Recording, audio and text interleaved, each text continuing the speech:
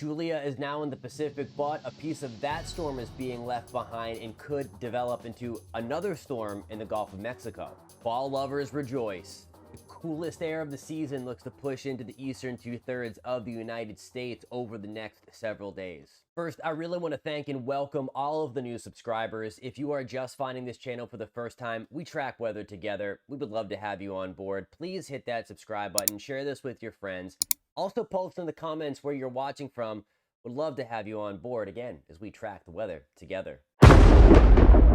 All right, so Julia becomes the second storm of the 2022 hurricane season to complete the crossover and keep its original basin name. We had Bertha cross from the Atlantic into the Pacific earlier in the season, maintain its tropical characteristics over land, and then keep Bertha as it moved into the Pacific. Same thing just happened with Julia, so there's going to be 2 B storms in the Pacific this season and 2 J storms in the Pacific this season.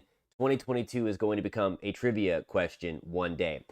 Julia, again, much weaker. Tropical storm. It is falling apart as it works its way into parts of the Pacific Ocean.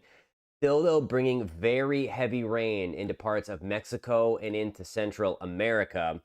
And piece of this system is going to be left behind. You're looking up here closer to Belize and the Yucatan Peninsula. This is kind of that secondary piece of Julia that's likely going to drift into the Bay of Campeche or into the extreme southwest Gulf of Mexico over the next couple of days and have a chance to form a different storm. There's not a ton of model support for this, but there is a little bit. We're fast forwarding now through October 11th and into the 12th, and you're seeing on the ensemble here that there are a little few numbers popping up, and again, that's the ensemble biting that something may try to develop in the extreme southwest Gulf of Mexico over the next couple of days. Now, the deal with this is it doesn't matter if it develops or not. This is still going to be impactful for us in parts of Mexico, as this is going to bring very heavy rainfall as this system moves ashore. You see that reflected here in the rainfall forecast, the darker pinks and yellows indicating where several inches of rain could fall. Here is the Yucatan Peninsula kind of hidden, and you see all the heavy rain there, and then you clearly see the yellows and oranges just offshore there. That's in the extreme southwest Gulf, and again on the western side of the Bay of Campeche, with the very heavy rain moving through the Central American mountains and the Mexican mountains because of that disturbance.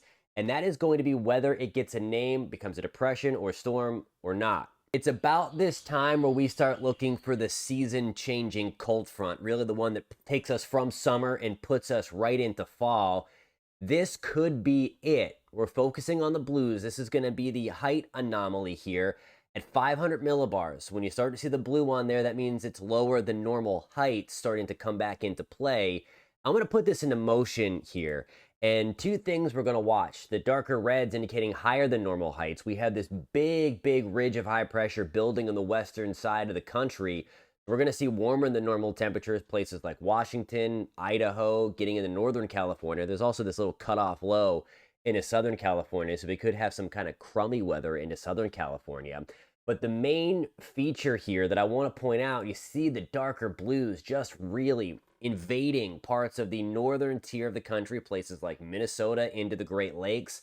This is going to be now Thursday, October 13th into Friday, October 14th. And this is cooler air, that fall, crisp air being pushed into parts of the lower 48, really all the way down into the deep south. You see the anomalies extending well down into the deep south and into Florida. We're looking at the temperature forecast now, and this is going to be the overnight lows over the next couple of nights. And we're starting this here on the morning of the 14th, and you see where the blue color is showing up. Look at that, 28 degrees in southern Minnesota near the freezing mark towards the twin cities of Minneapolis and St. Paul. That colder air getting into parts of Wisconsin as well. This is the morning of the 15th. That colder air sinks further south and east, places like Pittsburgh in the 30s, also parts of Kentucky, West Virginia, slipping into the mid to upper 30s. As we move into the morning of the 16th, as we get into the upcoming weekend, a lot of that cool fall air pushes into the deep south, even gets into Florida. Again, this could be the season-changing front. This could be the first front that really moves through the deep south and really initiates the dry season in parts of the Florida peninsula. Have to wait and see if that's actually going to be the case. But nonetheless, if you love fall, if you love that crisp weather, it is finally coming on a widespread scale from places like North Dakota all the way into Central Florida. Thank you guys a ton for tuning in. Again, if you liked what you saw, if you want to join this awesome weather community, please hit that subscribe button. Please hit the alert bell and share with your friends. Two things I do want to point out that we're going to be watching and definitely talking about in our videos to come. This batch of cooler air that's spilling into the lower 48, this dip in the jet stream, it's going to help to keep that disturbance that is now over the Yucatan at bay, keep it suppressed in the extreme southwest Gulf of Mexico. So I don't think we're going to have any shenanigans with this and it lift into the United States. But again, regardless of its development, it is going to bring some likely life-threatening flash flooding and mudslides to places like Mexico and to Central America. So we're watching that for our friends there.